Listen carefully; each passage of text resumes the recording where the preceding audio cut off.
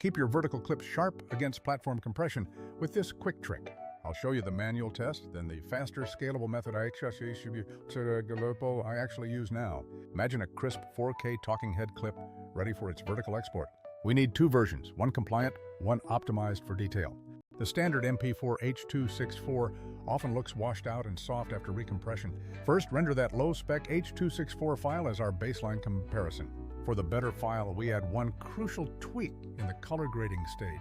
Slightly reduce the blur radius until the image looks barely over-sharpened. This initial sharpness counteracts the softness platforms inevitably add during their process. For the high-quality file, switch to QuickTime H.265 and try a 10-bit profile. This gives the platform more detailed information to work with later. The H.265 version clearly retains much more texture in fine areas like hair.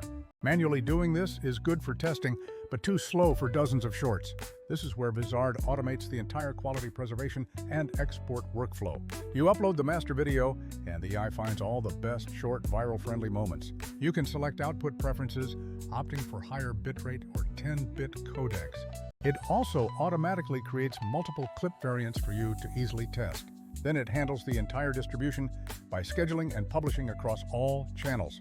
It hits the sweet spot: smart clipping, quality export flexibility, and posting automation. One final tip: always start slightly sharper than your desired final look. If possible, use modern codecs like H.265 or utilize 10-bit profiles. Always preview the final video on an actual phone screen before it goes live.